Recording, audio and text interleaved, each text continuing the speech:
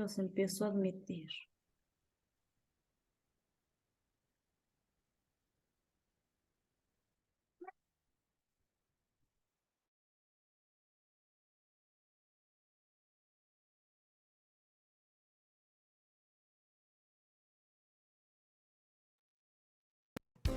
La Barra Mexicana Colegio de Abogados Capítulo Nuevo León está comprometida con la responsabilidad social.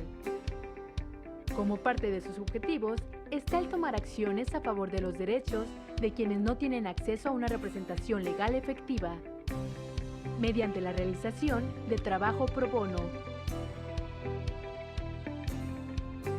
El trabajo pro bono que se ofrece consiste en la prestación de servicios jurídicos de forma gratuita, sin expectativa de retribución económica, al servicio del bien común. La intención es colaborar con personas, sectores y o comunidades de escasos recursos o en situación de vulnerabilidad, contribuyendo a la formación de una cultura protectora de los derechos humanos, promoviendo la aplicación del marco normativo en nombre de quienes se ven limitados y sobre todo, creando conciencia del compromiso que como personas, pero en especial como abogados y abogadas, tenemos. El Capítulo Nuevo León te invita a ti, actor de la abogacía, a participar en las acciones pro bono para fortalecer el Estado de Derecho y a unirte a las agrupaciones de la sociedad civil que asisten en estos procesos. Porque tú, abogado y abogada, eres responsable de contribuir. ¿Cómo sumarte? Aporta estas acciones mediante asesoría, capacitación, representación jurídica, así como estudio y análisis legal para influir en el marco normativo y en las políticas públicas. ¿Quieres participar? ¡Únete!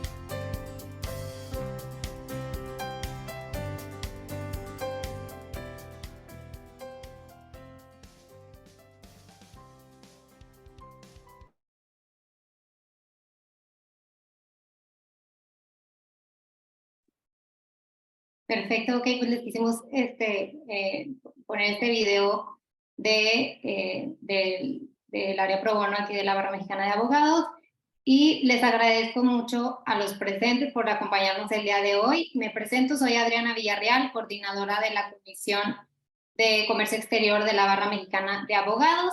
El día de hoy nuestro invitado especial es José Manuel Reina Ortega y nos va a estar platicando el tema del nearshoring y el programa operador económico autorizado como esquema de facilitación de comercio. Les voy a platicar un poquito de la trayectoria de José Manuel, si me lo permiten, y posteriormente te voy a ceder la palabra. José Manuel es socio de consultoría en materia de seguridad de cadena de suministro en Gisco Consulting.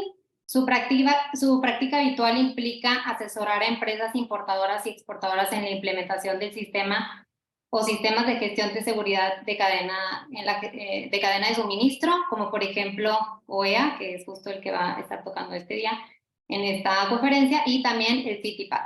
Algunas empresas en las que ha participado en este tipo de certificaciones ha sido en la certificación de Ford, Kia, Audi, entre otras. Entonces, sin mayor preámbulo, te voy a hacer la palabra, nada más un paréntesis. Al final va a haber un espacio de preguntas y respuestas para si van teniendo alguna pregunta durante la conferencia la puedan ir escribiendo, si así lo prefieren. Y pues ahora sí, muchas gracias por estar aquí, José Manuel, por haber aceptado nuestra invitación y te cedo la palabra. Muchísimas gracias, Adriana. Muchísimas gracias a la Barra Mexicana de Abogados, Capítulo Nuevo León, por esta invitación. Me siento muy honrado y contento de estar hoy acá con ustedes. Y bueno, vamos a entrar en tema. La verdad es que este es un tema que da para mucho tiempo de sesión, pero hoy tenemos un poco limitado en los minutos y tenemos que aprovecharlos al máximo, ¿vale? Entonces, les pido de favor que conforme vayamos avanzando en la presentación, si llegan a tener alguna duda, algún comentario, lo apunten. Al final vamos a dar una sesión de 10 minutitos para en el cierre poderles dar oportunidad de expresar estas preguntas y con mucho gusto podemos platicar de este tema. Lo interesante acá es generar el diálogo. en este tema, que además ahorita está como en tendencia, el tema de nearshoring. eh, como consultores tenemos que estar al día de cómo se está evolucionando el tema del comercio internacional y principalmente en México. Hoy estamos ante una posible ola, una ola que viene precisamente de inversión extranjera directa bastante importante. Y bueno, vamos a analizar dentro de esta presentación, la intención es en estos minutos que tenemos, pues primero entender cómo es que esta tendencia que vamos a empezar a vivir a partir de este año y que de hecho ya viene con las primeras señales de progreso y de inversión extranjera directa, principalmente para los estados del norte, Nuevo León. Hoy en día pues tenemos la noticia de que viene Tesla. Esa es una notición para México, pero principalmente para su entidad. Pero bueno, seguimos también con muchas otras noticias de llegada de inversión, principalmente del sector automotriz, terminal y aeronáutico. Vamos a ver cómo viene evolucionando estos sectores y México, cómo es que se vuelve muy atractivo para estos sectores en temas de inversión. Vamos a hablar cómo es que el nearshoring surge precisamente de ese análisis de contexto que vamos a hacer, de esos efectos que vivimos en pandemia que nadie esperábamos y que hoy en día pues cambió la forma en la que hoy operamos las cadenas de suministro. Pues el nearshoring precisamente resulta o genera, viene derivado de esta disrupción en las cadenas de suministro que se dieron en los dos años anteriores. Vamos a hablar también muy rápidamente de los retos y oportunidades del nearshoring en México, cómo se están viendo desde varias perspectivas: económica, la geopolítica, que ahorita juega un papel crucial, y vamos a hablar principalmente de dos actores que hoy están en constante conflicto de varias maneras, pero el nearshoring ahorita también entra como anillo al dedo a este dilema, a este conflicto que viene de algunos otros temas, pero ahorita el geopolítico es muy importante entre China y Estados Unidos. Y finalmente vamos a cerrar con el esquema del programa de operador económico autorizado como ese facilitador de la atracción, o como ese mecanismo facilitador para estas nuevas empresas que llegarán en esta oleada del fenómeno nearshoring. ¿Y por qué es importante que lo consideremos? ¿Cuáles son las tendencias de este programa? Si conocemos o no mucho del contexto, yo les voy a dar los generales, pero es bien importante que podamos utilizar tanto el operador económico autorizado, que es por el tiempo de lo que vamos a hablar, pero también otros esquemas de facilitación como la certificación IVA-IEPS, el esquema de IMEX, que también son en este combo de certificaciones que el SAT y Secretaría de Economía pueden otorgar a las empresas comprometidas con el cumplimiento normativo y fiscal, el cumplimiento fiscal, legal, y en materia de comercio exterior. Pues bueno, vamos a darnos cuenta que en la medida que las empresas se suman a estos esquemas de facilitación, pues también facilitan y traen una serie de beneficios para estas empresas que además operan en un contexto súper complejo en México y el mundo, ¿no? Vamos a hablar primero de la historia, remontándonos al año 2020. Esta pantalla o este slide, básicamente lo que quiero comentar es poner en contexto o darles el panorama precisamente de cómo está hoy en día planteado el dilema del que vamos a estar platicando, desmenuzando un poquito y viendo cómo se deriva precisamente este contexto tan adverso en las que operaron las cadenas de suministro en los años de pandemia. Y lo que quiero que vean simplemente de una manera muy, muy simple es que en el centro de la pantalla ustedes van a ver un esquema de cómo está configurada una cadena de suministro, la más simple que se puede esquematizar: un solo proveedor, un solo cliente final, estando en el centro el manufacturero o la empresa maquiladora de estos materiales, y bueno, como los diferentes actores en toda esta dinámica que tienen que generar para lograr sus objetivos, generar negocio y mantener su continuidad en el tiempo, pues se enfrentan a todo este contexto adverso en varios temas, ¿no? De entrada, y partiendo precisamente del tema de los semiconductores, Justo hoy en la mañana venía en carretera y venía escuchando precisamente esta. Ok. Me comentan que escuchan un poquito la música de fondo. Den una oportunidad. Por aquí estoy, de hecho, saliendo de un evento del Logistics Summit, que es aquí en Ciudad de México. Y bueno, sí tenemos por ahí un poco de interferencia. Voy a pedir en un momentito más que me ayuden a bajar la música. Voy a tratar de hablar un poquito más alto, pero por favor indíquenme si siguen teniendo problemas para escuchar, ¿va?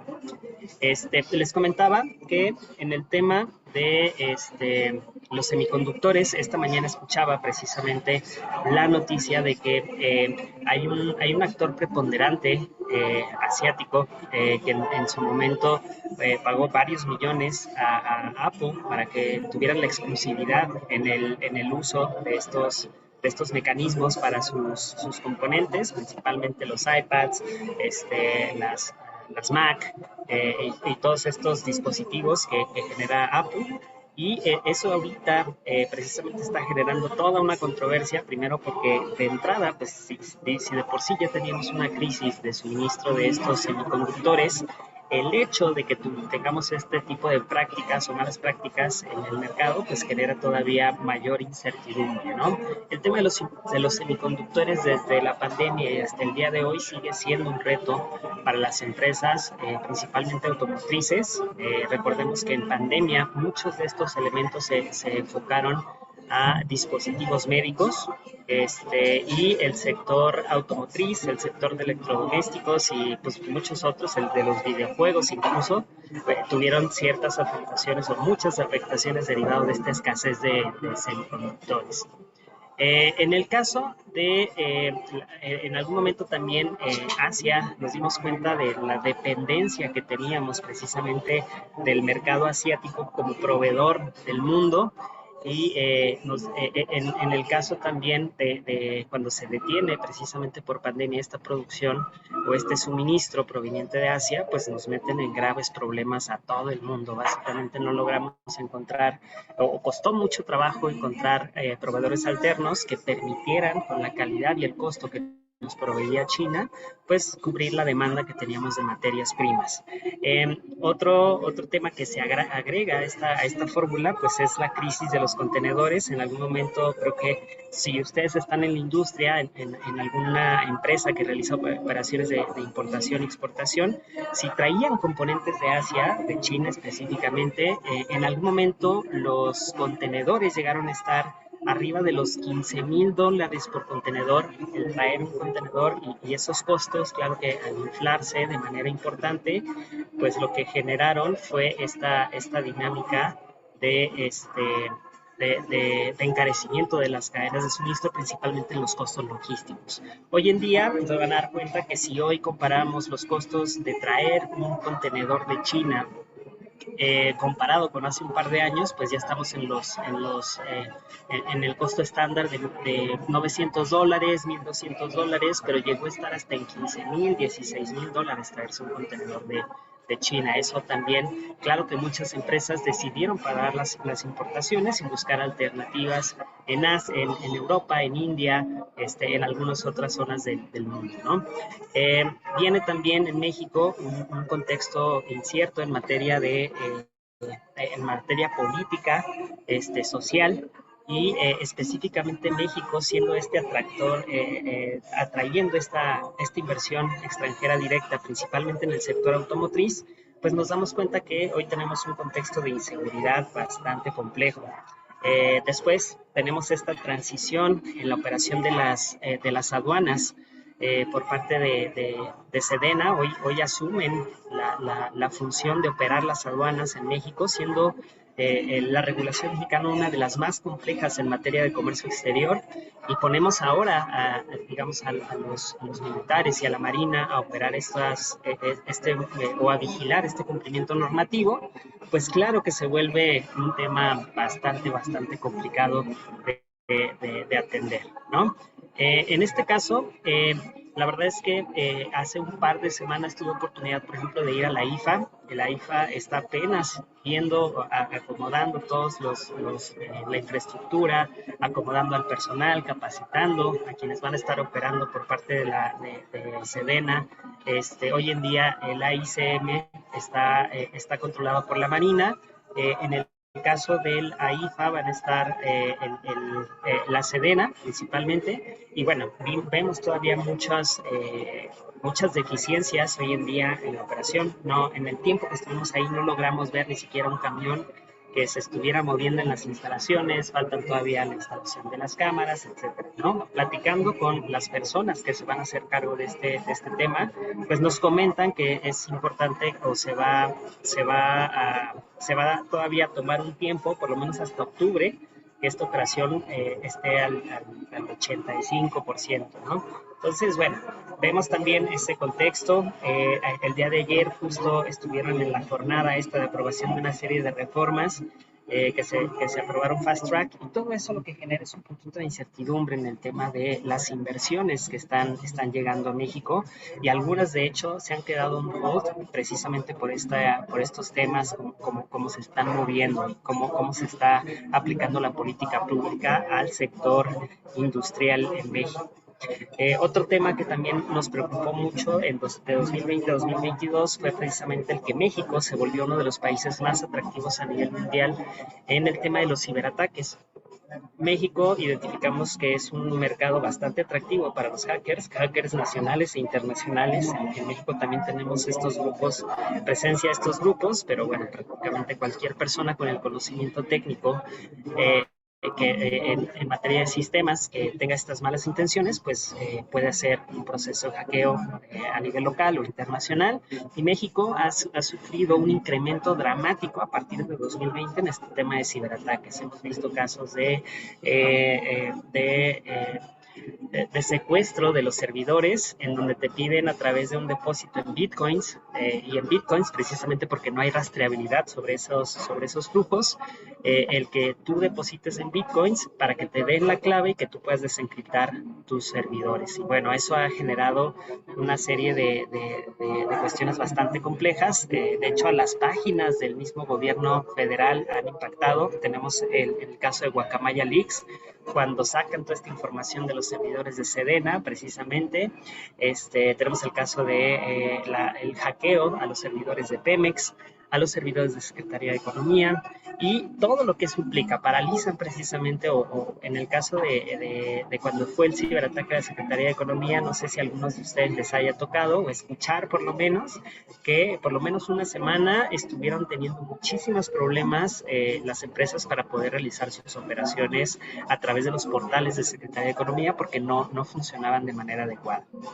Todo esto, ahorita solamente estamos dando el contexto, viene como parte de este efecto. Lo que generamos es precisamente, a ver, permítanme un momentito, voy a pedir que bajen un poquito la música, un segundito.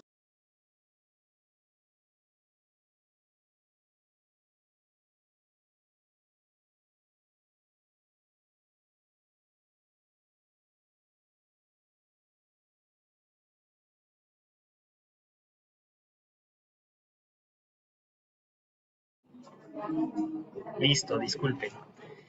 Les comentaba que en el tema del nearshoring es precisamente este efecto que se deriva de estos antecedentes que sufrimos en pandemia, y lo que buscan ahora las empresas es acercarse al mercado. Esa es básicamente la definición del nearshoring, el acercarse las fuentes de suministro por lo menos al mismo continente, ¿no? Porque hoy en día, pues, India y Asia son nuestros proveedores principales de componentes para el sector preponderante en México, que maneja el 85% de las operaciones de comercio exterior, que es el sector industrial automotriz, ya sea terminal, autopartes, desde un Tier 1 hasta un Tier 3. Entonces, es por eso que México hoy se ve con muy buenos ojos el que el nearshoring se vuelve un fenómeno que venga a beneficiar, y más en o a pesar de este contexto de inseguridad, a pesar de este contexto de inestabilidad política, de cambios estructurales bastante importantes, sigue siendo México un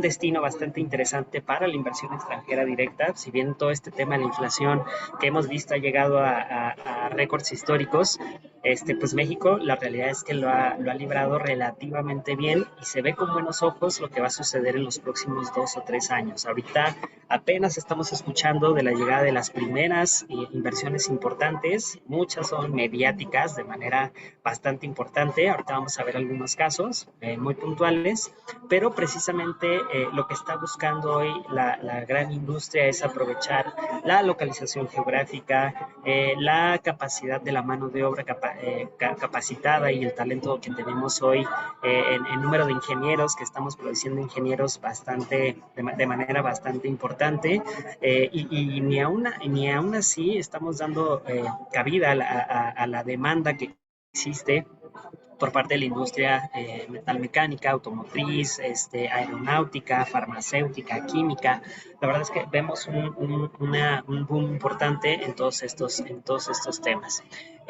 Claro que estamos nosotros como vecinos del principal mercado de consumo, una de las economías más importantes, Estados Unidos, y bueno, también nos ven con buenos ojos China, ¿no? Ese también es un tema que a futuro se ha analizado. De hecho, asistí a algunos foros específicamente de una organización que se dedica precisamente a analizar todas estas tendencias, estadísticas, cuáles son las proyecciones que se tienen desde la perspectiva de riesgos. Y eso es bien interesante, el analizar cualquier escenario desde una perspectiva de riesgos, lo que nos va a permitir precisamente es tomar o anticiparnos a lo que pudiera salir mal, pero también adaptar, identificar las nuevas oportunidades que están surgiendo. ¿Vale? Entonces, obviamente el nearshoring lo que busca es trasladar esos suministros que vienen de Asia y Europa, traerlos al mismo continente, con todo lo que eso implica, ¿no? Las oportunidades y los retos. Hemos visto precisamente solamente en 2022 hubo un récord que dentro de los últimos 7 años no se habían logrado. Y bueno, eso es un indicador precisamente de que seguimos siendo un destino importante de inversión extranjera directa. Algunos casos muy específicos que solamente este año, entre el año pasado y este año, se han vuelto tendencia o han sido muy nombrados.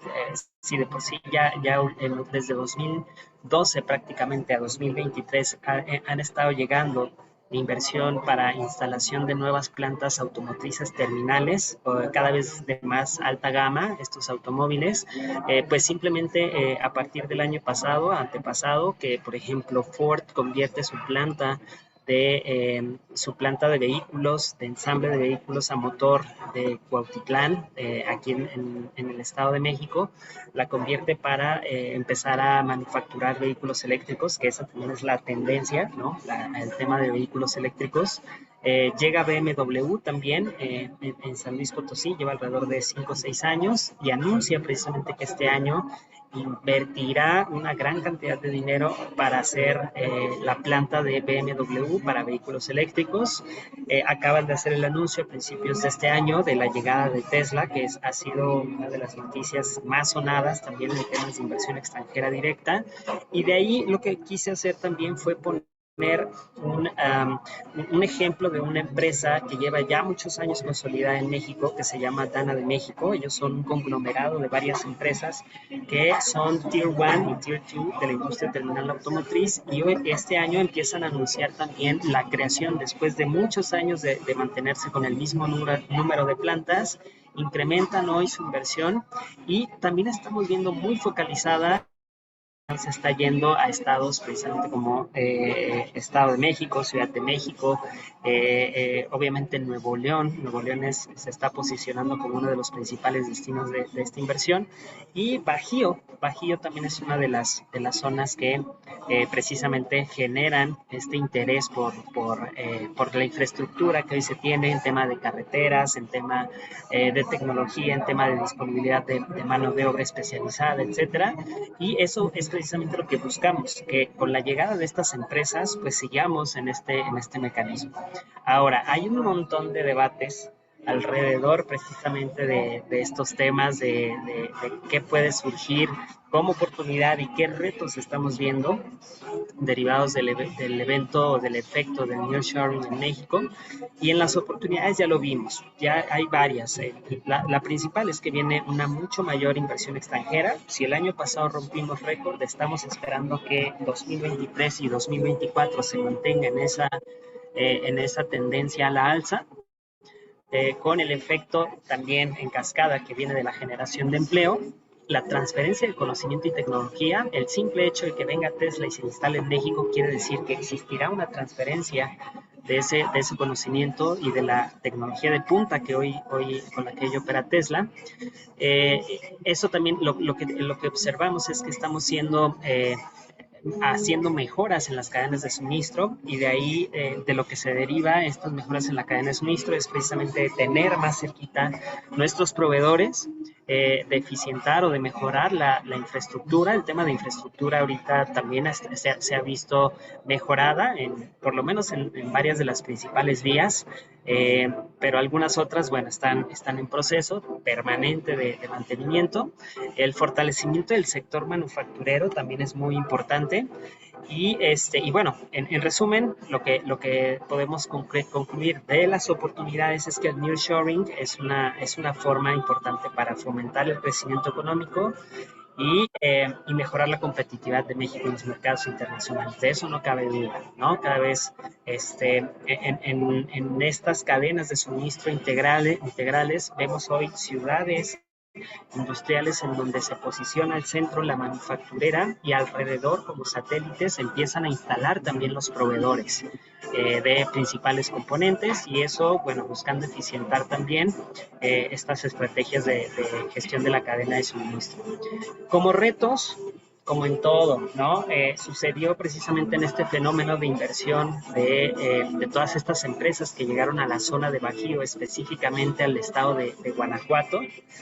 Si volteamos hacia atrás, el crecimiento económico que ha tenido la región ha sido destacado, pero también es de resaltar que los retos en materia de inseguridad, en materia de complejidad logística, de retención de personal, pues han venido aparejados precisamente de estos fenómenos, ¿no? Entonces tenemos la dependencia precisamente de una sola, el hecho de que dependamos en gran parte del sector terminal automotriz y su cadena, pues también implica que en cualquier momento, si esa industria sufre una bajada, pues nos va a impactar a todos los proveedores directos e indirectos que estemos alrededor de ellos. Tenemos competencia con otros países cercanos. Hoy en día en México se ha posicionado como un cabeza de lanza, un punta de lanza en temas de competitividad. La verdad es que por ese otro lado también hay muchos países que vienen empujando de manera importante para también ser atractivos para la atracción, ser atractivos para la inversión extranjera, pero finalmente, digo, México todavía se ve con mucho mejor ojos que algunos países vecinos, ¿no? El desplazamiento de empresas locales, simplemente el hecho del fenómeno, y esos son los que nosotros llamamos los riesgos inherentes de este tipo de fenómenos, es precisamente que empresas locales tal vez no logren ese nivel de eficiencia, ese nivel de calidad, ese nivel de costo con los que empresas que ya tienen muchísimos años de experiencia, mucho mayor tecnología, etcétera, pues en el momento pueden generar ese desplazamiento de empresas locales. Hay ciertos sectores sectores a nivel nacional que están muy protegidos, como el tema de hidrocarburos, el tema de energéticos, que aunque no seamos muy eficientes, pues sigue habiendo ahí un proteccionismo relativo por parte del gobierno. Pero hay empresas locales que no tienen este tipo de respaldo y bueno, se enfrentan a estos fenómenos o los efectos que puede traer el tener la competencia internacional en casa. Falta de habilidades. Por un lado decimos, oye, pues sí, en México estamos hoy teniendo un fenómeno interesante de que cada vez estamos graduando ingenieros cada vez más capaces, pero la realidad es que pues hay veces que la demanda no alcanza a cubrirse con el número de profesionistas que hoy tenemos o la capacidad que tenemos de generar nuevos y estar a la par de esa demanda de la industria. Entonces, en algún momento, y eso se ve mucho principalmente en estados fronterizos, no solamente el tema de personal graduado con un cierto grado de estudios, simplemente el tema de empresas manufactureras o maquiladores tienen un problema importante de obtención y retención de talento, ¿no? A todos los niveles. Entonces, eso también es algo que debemos de tener en la vista para asegurarnos de armar una estrategia para contrarrestarlo. Tenemos los costos laborales y medioambientales. En este tema también, híjole, la verdad es que en México todavía nos falta muchísimo, simplemente las macroobras que hoy se están realizando, en el impacto que se puede generar a nivel medioambiental, pues se han hecho cálculos y son devastadores. Y en el caso de los costos laborales, viene un tema bien interesante y aquí también podríamos meternos otra hora a platicarlo, pero hoy esta reforma al NAFTA, a este acuerdo de libre comercio que teníamos entre Estados Unidos y Canadá antes de que llegara Trump. Cuando llega Trump dice, oye, pues es que está bastante injusto este acuerdo porque finalmente en Estados Unidos no podemos dar las mismas condiciones o ustedes no pueden darle las mismas condiciones que nosotros a nuestros obreros en las plantas de manufactura. Entonces lo que necesitamos es que se nivelen esas condiciones. Y pues claro que no es posible. Hay empresas en Estados Unidos que por hora están pagando alrededor de 25, 30 dólares por hora, lo que en México se gana, eso por hora, nosotros lo ganamos en un día completo o en una jornada completa de trabajo de 8 horas, ¿no? Entonces, claro que ahí viene también esa presión por parte de Estados Unidos por nosotros nivelar esas condiciones. Entra hoy el tema de los sindicatos, que también se está viendo desde la perspectiva legal como un reto bastante interesante en el sector laboral para las empresas. Y bueno, eso también hay que tenerlo en el radar, ¿no? Cómo es, hoy tenemos que adaptar las condiciones laborales. Justo se estaba discutiendo el tema de las semanas laborales de 40 horas, que me parece no va a pasar. Fue de lo poco que no alcanzaban a pasar en Fast Track el día de ayer en el Senado. Pero bueno, finalmente está sobre la mesa, que en algún momento sea ya no se consideren los días hábiles o días laborales de 48, sino de 40 horas, ¿no? Y después viene el tema de la inversión china. Aquí es en donde les decía que también existe esta preocupación por parte de Estados Unidos, donde dicen, oye, pues es que pues China lo que está haciendo es salirse de allá y viniendo a instalarse a México, y hoy en día todavía no lo vemos como, no se ha levantado la mano como un factor de preocupación importante, pero la tendencia es que así como van a llegar empresas de Europa, van a llegar empresas de Estados Unidos, pues también van a llegar muchísimas empresas de fondos chinos, ¿no? Y en algún momento, pues, tenemos el antecedente precisamente de este bloqueo de Estados Unidos a una empresa de tecnología y comunicación tan importante como Huawei, porque precisamente decía que, pues, Huawei lo que tenía es que ya el factor de Huawei participando en estos proyectos de telecomunicaciones, en temas civiles, de telecomunicaciones en general y además en proyectos militares, pues en algún momento Estados Unidos dijo, oye, pues es que Huawei lo tenemos por todos lados y lo vieron entonces como un reto, como una amenaza, y los bloquearon. En algún momento llegaron a declarar que pues era una empresa dedicada al lavado de dinero y espionaje. Entonces Huawei la pasó muy mal en aquel entonces, se logró adaptar muy bien. El simple hecho de que Huawei desarrollara su propio sistema operativo y no pudiera usar ya Android, pues la verdad es que se adaptaron bastante rápido los chinos y lograron salir adelante. Pero bueno, China, como siempre, para Estados Unidos va a ser una preocupación, y si México en algún momento empieza a verse como ese foco de atención de China, pues Estados Unidos seguramente alzará la mano y nos pondrá ahí una serie de controles para evitar que estos fenómenos se sigan replicando y que China se vuelva un actor preponderante o que tenga una participación mucho mayor que la de empresas de otros países, ¿no? Entonces, bueno, en el caso de los retos, simplemente lo que podemos concluir es que México tiene aparejadas estas oportunidades una serie de retos que se deben de abordar desde la perspectiva de riesgo. La perspectiva de riesgo es tan sencilla como el ejercicio que acabamos de hacer de revisar nuestro entorno y ver qué nos está rondando más de cerca y cómo lo podemos contrarrestar con medidas preventivas, detectivas y de continuidad de negocio, ¿no? El término continuidad de negocio lo vamos a estar escuchando en la siguiente slide como uno de los elementos más importantes para las empresas que van llegando y que ya están en México. El tema de continuidad de negocio es algo que todas las empresas tienen y evalúan desde un principio.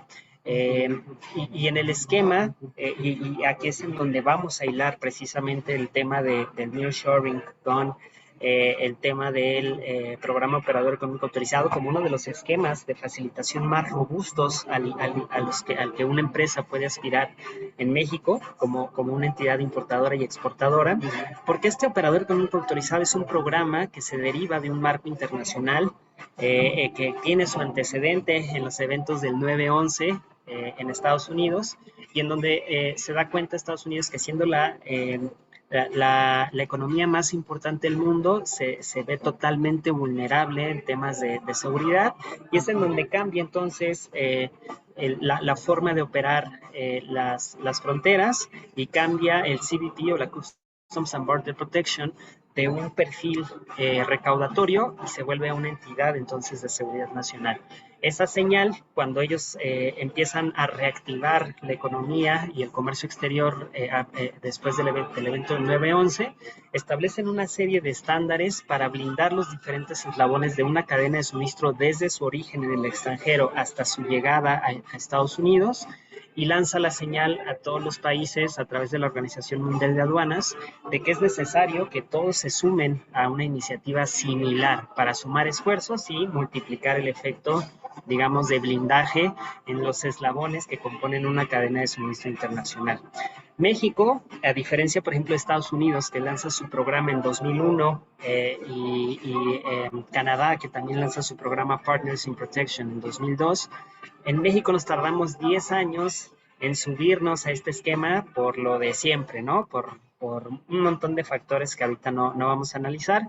Pero una vez que se implementa en 2012, lo que en su momento se llamó nuevo esquema de empresa certificada, cuando surge esta iniciativa, y que en 2016 se convierte en el operador económico autorizado, pues se ha vuelto un referente precisamente este tipo de mecanismos de seguridad en cadenas de suministro a nivel Latinoamérica. Hoy México es un referente a nivel internacional, a nivel Latinoamérica, porque ha hecho una muy buena labor de trabajo entre el SAT a través de la Administración General de Auditoría de Comercio Exterior, o la GACE, y el sector privado. Esta es una certificación voluntaria. Las empresas pueden operar sin ningún inconveniente sus esquemas de comercio internacional sin el esquema, pero la realidad es que lo que ha hecho la autoridad es tomar varios de los beneficios que anteriormente tenían otros esquemas, como certificación de IVA-IEPS en los programas de IMEX, que son otros esquemas de facilitación que tenía en sus esquemas Secretaría de Economía y el SAT. Toma varios de los beneficios y los traslada al operador económico autorizado.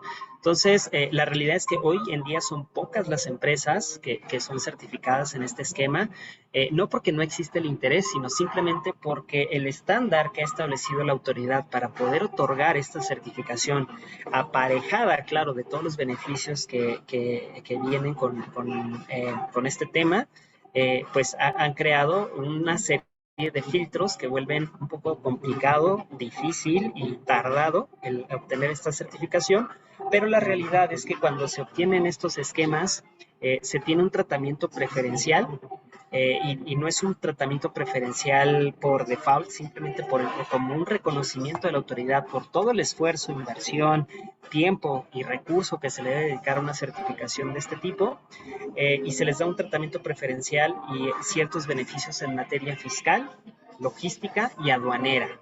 ¿Okay?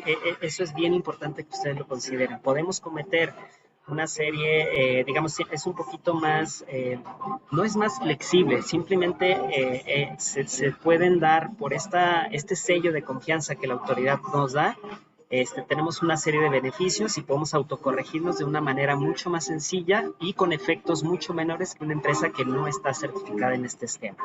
Básicamente, de los beneficios que se derivan de un esquema de este tipo y por lo que ayuda precisamente a la llegada de nuevas empresas a México es precisamente porque se incrementa la seguridad. Hoy en día creo que todos lo hemos vivido o hemos escuchado o hemos visto cómo es que en vías bastante importantes, simplemente en la 57 que va desde Ciudad de México hasta Nuevo Laredo, pues como hay puntos muy sensibles en materia de seguridad en la ruta que tenemos del Arco Norte que va precisamente del Estado de México hacia Veracruz, tenemos otro foco rojo, la zona de Bajío, en el tema de Salamanca, Silao, León, pues tenemos focos rojos en materia de inseguridad y la realidad es que estos estándares de seguridad lo que nos permiten es establecer políticas para minimizar la probabilidad de que el crimen organizado en cualquiera de nuestros eslabones en la cadena nos impacte, ¿no? Facilita mucho el tema de los trámites aduaneros, de eso también podemos hablar en otra sesión, si tenemos la oportunidad. La mejora de la imagen de la empresa, hay empresas en las cadenas de suministro, principalmente automotrices, que si no cuentan con esta certificación, ni siquiera son candidatos para aplicar a una licitación para trabajar con empresas de estas características. Entonces, es también, además de una herramienta comercial bastante importante para abrir nuevos mercados o mercados muy especializados, pues también manda una señal al mercado de que somos empresas confiables, porque ya nos validó el gobierno, ya nos validaron nuestros clientes y estamos en este club bastante cerrado de élite de empresas certificadas en el esquema y por lo mismo tenemos ciertos beneficios, no solamente con el gobierno, sino con el mercado en temas de preferencias por operar con base en estándares de seguridad. Y también, pues esto promueve, por supuesto, la competitividad. Hay una restricción en materia, en temas de tiempo. Una empresa, a partir de que se constituye y empieza operaciones de comercio exterior, debe de esperar un periodo por lo menos de 2 años para poder aplicar a este esquema, pero también si se demuestra que una empresa que llega de reciente instalación a México y es parte de un grupo que ya lleva muchos años operando en México, ejemplo, Audi cuando llegó, como demostró que era parte del grupo de Volkswagen y Volkswagen ya llevaba muchísimos años acá, pues claro que fue mucho más sencillo volar, no volarse, sino simplemente exentar el cumplimiento de este requisito de operar 2 años, ¿no? Pero la realidad es que una empresa desde que inicia o desde que se constituye hasta que inicia operaciones, pues sí pasan esos 2 años en lo que arma la planta, en lo que trae, en lo que importa su maquinaria, etcétera, y de esta manera pues puede cuando inicia operaciones ya estar por lo menos iniciado el proceso de certificación. Este proceso de certificación, una vez que se ingresa el trámite, tarda 1 año y medio aprox en que la autoridad pase todo el proceso de verificación, nos visiten las instalaciones y diga, ok, sí cumples con el esquema, o los estándares y nos dé la certificación, pero a final de cuentas, en los casos de estudio que hemos documentado de las empresas que llevan más de 5 o 6 años certificadas, se justifica por sí misma la inversión y trae muchísimos beneficios en tema principalmente de flujos, por no exención de pago de impuestos, es por diferimiento del pago de impuestos, principalmente, y por una serie de beneficios adicionales que ahorita no tenemos tiempo de platicar, ¿no? Y finalmente, todo este mecanismo está encaminado a prevenir precisamente cualquier efecto o minimizar la probabilidad de que el crimen organizado en algún momento impacte nuestras operaciones. Y hoy el crimen organizado tiene un poder muy importante en nuestro país y el mundo, y por lo mismo debemos de tener también estos esquemas que nos ayuden a salir bien librados en caso de una situación que tocamos madera que pudiera llegar a sucedernos. Una empresa certificada no está exenta de que algo así suceda, pero lo que sí hemos visto es que en cualquier situación de identificación de armas, drogas, personas no autorizadas, dinero en efectivo, etcétera, en un embarque, en un contenedor, en la carga, etcétera, cuando tienen un esquema de certificación es mucho más fácil de lindar responsabilidades y permite precisamente la continuidad del negocio cuando la autoridad establece que ese incidente se va a manejar de manera aislada y no lo va a escalar o no lo va a proyectar al total de nuestras operaciones históricas y hacia el futuro, ¿vale? Entonces, pues bueno, ahorita es con lo que quiero ir cerrando ya la presentación y armando precisamente, hilando la lógica de los temas, pues es que finalmente el tema del nearshoring viene aparejado de todas estas oportunidades y retos que a través de estos esquemas de facilitación que el gobierno pone a nuestra disposición, que son complejos, sí, que son tardados, tal vez, pero que pagan y pagan muy bien el retorno, porque además démonos cuenta que esto es un mecanismo de culturización en las empresas. Hay veces que algunas empresas nos dicen, oye, pues es que yo quiero aplicar y certificarme para obtener los beneficios. Es que no es tan fácil como decretarlo. Es un trabajo de manera permanente y es un compromiso con la autoridad en donde la autoridad nos da un voto de confianza, pero tenemos la obligación de mantenerlo en el tiempo. Y aquí lo único que quiero esquematizarles en esta última slide es precisamente darles el panorama de cómo se establecería una vez que una empresa decide llegar a México para invertir en un mecanismo o en este fenómeno de nearshoring, cuál es la estructura que nosotros proponemos puede ser el camino para aprovechar los beneficios y minimizar los retos que analizamos en la sesión. Y lo primero es establecer el cimiento. Si no tenemos un buen cimiento basado en una gestión de riesgos de todo tipo, ¿no? Hay un tema cada vez más sonado hoy en México, que es el tema del compliance normativo, que nosotros otra vez vamos 20 o 30 años atrás de Estados Unidos y Europa en estos temas, pero que ya se empieza a sonar cada vez más. Parte del tema del cumplimiento normativo es precisamente analizar los riesgos de dónde estamos instalados, dependiendo del sector, a qué regulaciones estamos sujetos, los riesgos qué riesgos nos está rodeando en materia de crimen organizado, cuáles son los grupos que tenemos de vecinos, qué antecedentes tenemos de lo que ha pasado a nuestro alrededor con empresas similares. Digamos, este análisis de riesgos es lo que nos va a permitir sentar una base sólida sobre la cual construir nuestra inversión, nuestra planta y nuestros sistemas de gestión para el cumplimiento normativo, de todo tipo, no solamente de seguridad en cadena de suministro como es TIPAD, sino de todo tipo. Una vez teniendo la base, tenemos que montar el pilar de infraestructura y tecnologías de información. Hoy una empresa que no tiene este eslabón no puede funcionar.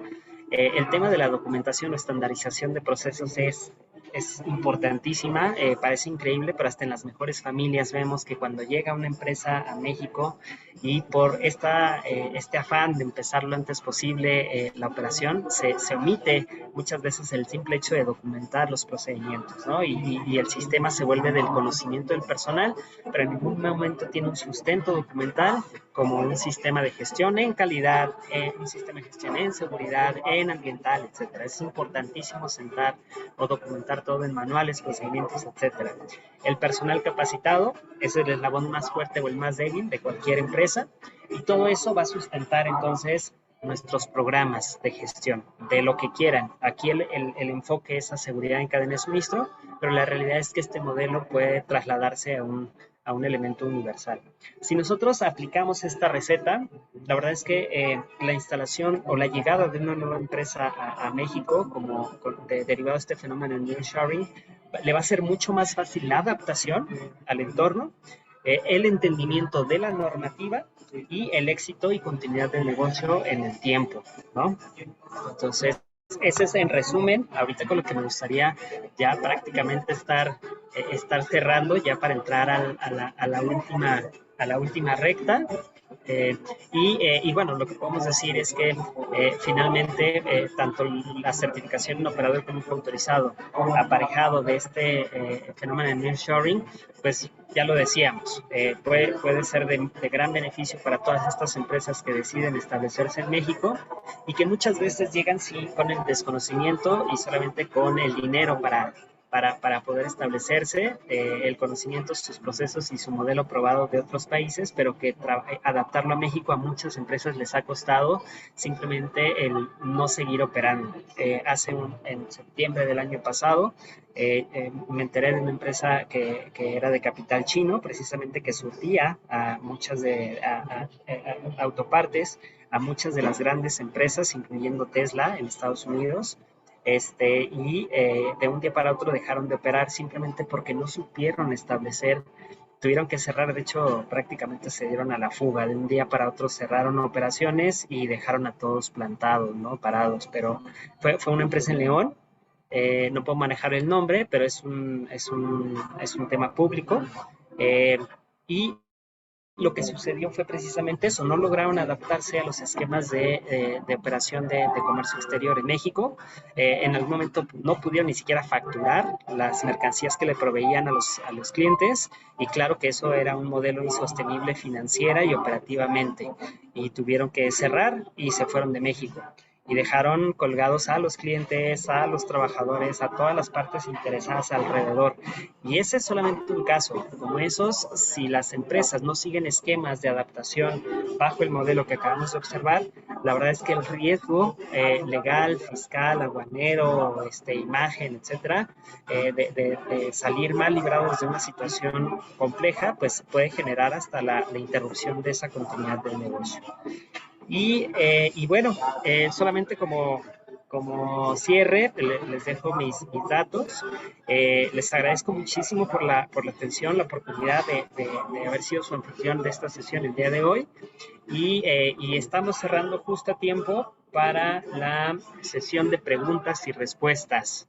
Abrimos ahí micrófonos, por favor.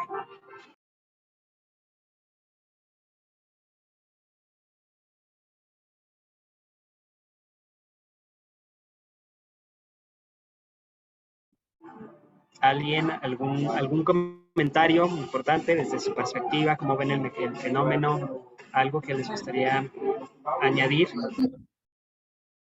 Sí, correcto. Sí, correcto. Si alguien tiene alguna pregunta y la quiere escribir, o ya sea prender su micrófono para mencionarla, yo creo que vamos a esperar unos minutos. Por lo pronto, me parece bastante interesante, sobre todo el tema de que principalmente es un tema de seguridad y de facilitación, porque como tú lo mencionas, con este programa de operador económico autorizado puedes tener beneficios aduaneros, beneficios de facilitación, a diferencia de otras empresas que no lo tienen.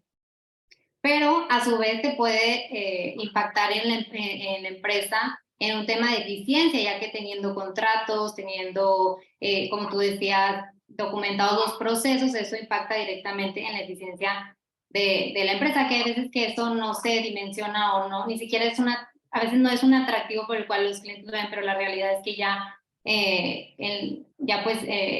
a día platicando con las empresas, sí, no sé si te ha tocado que te comenten este tipo de detalles que también les ayudan en estos puntos. Seguro, sí, tenemos todo tipo de casos y lo que sucede con empresas que ya llevamos trabajando muchos años en este esquema es que dicen, oye, la cultura de cuando iniciamos, la cultura de trabajo de cuando iniciamos el proyecto al día de hoy es una cultura de trabajo totalmente distinta. El cambiar cultura si de por sí ya trabajar con empresas alemanas, japonesas, chinas, cada una tiene ya un componente cultural bastante marcado, el simple hecho de añadir el factor cultural de la seguridad a las operaciones en México, porque deben entender que no es lo mismo operar una planta en México que una en Alemania, simplemente por las condiciones, pues es bastante complejo. Entonces, dicen, no entendemos, a veces nos dicen, es que no entiendo por qué tengo que poner tantas cámaras, es que no entiendo por qué debo tener guardias, es que no entiendo, bueno, es una situación de contexto, es un tema contextual y derivado del análisis de riesgos es que establecemos todos esos mecanismos, además de lo que dicta ya un estándar. Pero sí, es un tema cultural. El tema cultural es, cambiar la cultura es complicado, pero la realidad es que las empresas se casan realmente con estos esquemas y lo palpan. Ya cuando lo ven en los flujos, la verdad es que dicen, hombre, ¿qué sigue? ¿Qué más tengo que hacer para seguir aprovechando y fortaleciendo esta cultura de trabajo, ¿no? Entonces vienen los beneficios a corto, a mediano y a largo plazo en estos esquemas. Se vuelve de verdad un fenómeno de estudio bastante interesante. Leía por acá el tema del costo. ¿Cuánto cuesta implementar un esquema de este tipo? Bueno, vayamos nuevamente al esquema de cómo deben estar, cómo debemos de armar ese modelo, y dependiendo también las características. Recordemos que les comento, la certificación operador económico autorizado es una certificación que se da al RFC. Eso quiere decir que todas las ubicaciones o domicilios o sucursales que estén colgadas del RFC deben de estar alineadas al cumplimiento del estándar. Esto es, tenemos una planta madre en Monterrey y tenemos una planta en Silao y tenemos una planta en Puebla y una en Querétaro. Para que la entidad pueda obtener la certificación, todas esas sucursales o todos esos domicilios que están ligados al fiscal deben de cumplir los estándares de seguridad siempre que realicen operaciones de comercio exterior. Hay algunas que dicen, oye, pues yo tengo una oficina de representación y ahí no tengo operaciones de comercio exterior. Ah, ok, ahí no tenemos que implementar. Pero si, por ejemplo, solamente es una planta, un solo RFC con alrededor de 1,200 empleados, dependiendo cómo sean las características de infraestructura, muchas veces el tema de la inversión en infraestructura, que son cámaras, iluminación, plantas eléctricas de emergencia, sites de TI, a veces esos son los temas que realmente impactan en el tema de costo. Hay clientes que simplemente porque tienen 10 hectáreas de perímetro y las tienen que bardear, nos dicen, oye, pues es que sí nos interesa, pero la verdad es que barrear las 10 hectáreas ahorita pues está complicado, ¿no? Hay otras prioridades, pero lo que hacemos es también, con base en esas características, se pueden adaptar los mecanismos el cumplimiento de los estándares. Entonces, el costo, calcularles o ahorita darles un número es complicado porque no hay muchos elementos que evaluar alrededor, pero dependiendo qué tan robusto, qué tan compleja sea tu operación, se puede costear de una manera muy sencilla a través de un diagnóstico. Esa es la recomendación. Te puedo dar un número, digo, simplemente en una barda, una planta con la que trabajamos en Irapuato, simplemente porque estaba en una zona bastante peligrosa o, digamos, calientes, como nosotros les llamamos, pues la sola barda, simplemente el meter una barda, porque no era suficiente el tener una malla ciclónica, pues le costaba alrededor de 10 millones de pesos, ¿no? Entonces, pues bueno, es solamente ahí, más todo lo demás, vamos sumando la cuentita, pero es complicado darte un número del esquema de certificación. Lo que sí te puedo dar de una manera muy certera es que cada año se tiene que estar pagando unos derechos. Hay un pago de derechos que todo el tiempo está subiendo, como todos los derechos que se pagan al gobierno, y ahorita vamos en alrededor de 34,000 o 35,000, y el próximo año será de 37 y el siguiente de 40, etcétera, ¿no? Eso es el único costo que sí te puedo dar la certeza de que cada año se tiene que estar pagando al gobierno por el mantenimiento de la certificación, pero de ahí en fuera, yo darte un costo de cuánto cuesta obtener la certificación, tendríamos que evaluar el caso en específico. Por aquí teníamos una segunda pregunta. el tema de la recomendación o qué aspectos tenemos que considerar como propietario o arrendador de terrenos al momento de abordar a las nuevas empresas que se acercarán para instalarse en México. Esta es una buena pregunta. Aquí lo importante es establecer correctamente el esquema para acreditar que las empresas tienen el legal uso o posesión de la instalación, ¿ok? Porque hoy sabemos que existen un montón de esquemas en los que por ejemplo, hay empresas que se dedican específicamente desde seleccionar el terreno para construyen, traen al personal, operan bajo el RFC de esa empresa controladora y después de 2 o 3 años, entonces ya trasladan todo a la empresa a la razón social original, ¿no? O la que ya es dueña de ese sistema.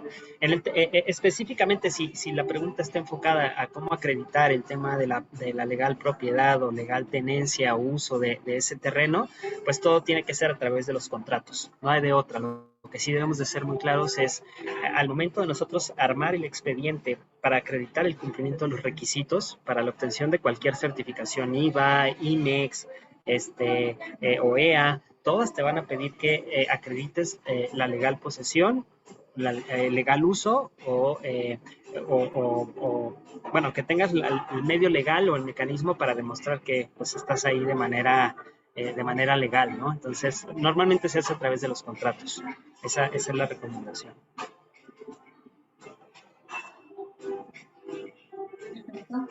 Bueno, pues muchísimas gracias, José Luis, nuevamente. Muy interesante tu conferencia de este tema que se vuelve bastante relevante el día de hoy. No me queda más que agradecerte a ti y a los presentes por acompañarnos.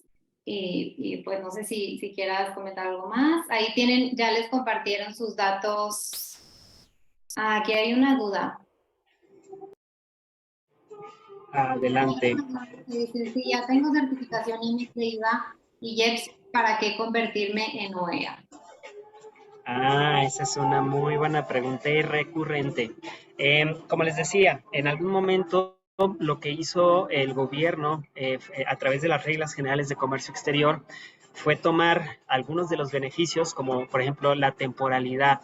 En una empresa IMEX, me parece que la temporalidad es de 12 o 24 meses que tienes como de gracia para retornar las mercancías, pero lo que hace el esquema es que para las empresas OEA, IMEX, amplía ese plazo de retorno de 12 o de 24 a 36 meses. Entonces las empresas dicen, oye, pues tengo 36 meses para darle la vuelta al inventario y no pagar o pagar solamente sobre las mercancías retornadas o dejadas en territorio nacional, perdón. Entonces, simplemente ese periodo de extensión que se va a los 36 meses, única y exclusivamente para las empresas OEA IMEX, para muchas empresas fue el único argumento que necesitaron para moverse al esquema.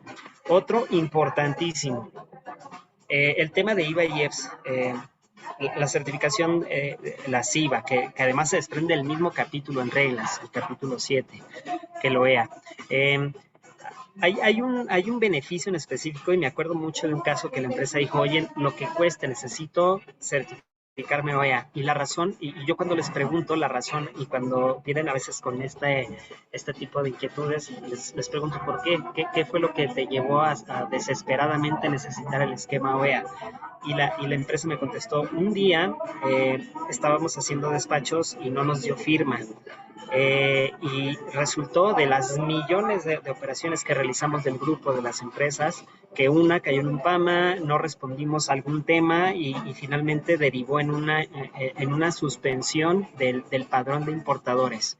Imagínense de un grupo de empresas, no solamente de la razón social, del grupo de empresas que estaban colgadas de ese padrón, ya no pudieron operar como durante 2 o 3 meses. Imagínense el impacto simplemente sobre la continuidad del negocio de parar tus importaciones durante 3 meses, en lo que recuperaban el padrón.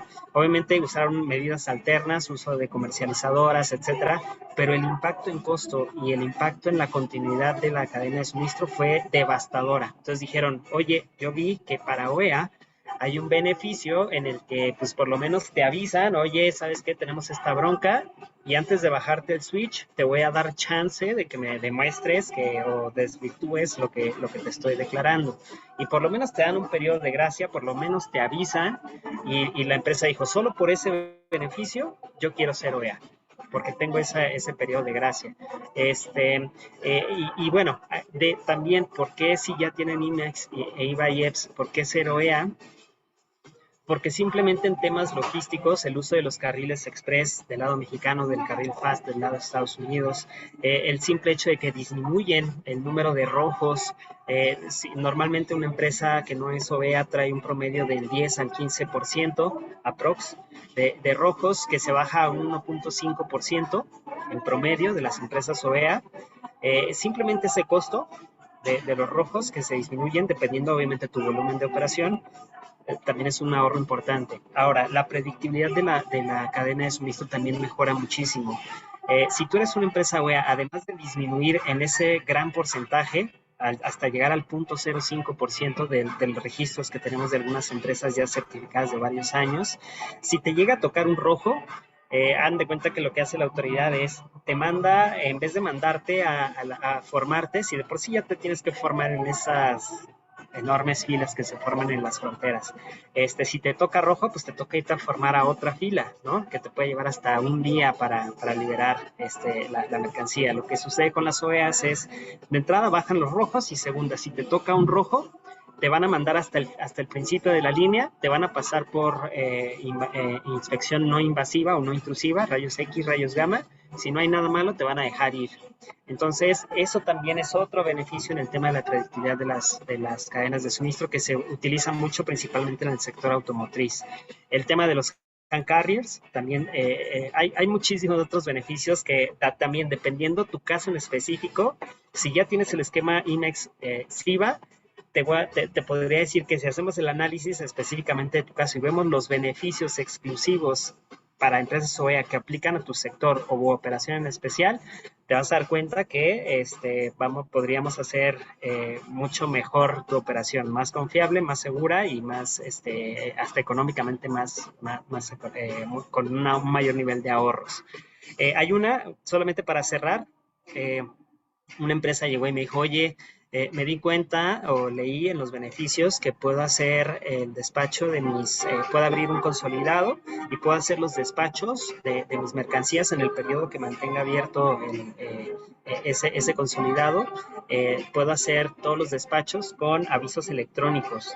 Le dije, ¿cómo crees? Me dice, sí, o sea, sin COBES, no tienes que generar los COBES, tú solamente mandas tu aviso con ciertas características y puedes hacer todas tus operaciones, despachar todas tus operaciones solamente con ese aviso electrónico sin necesidad de COBES.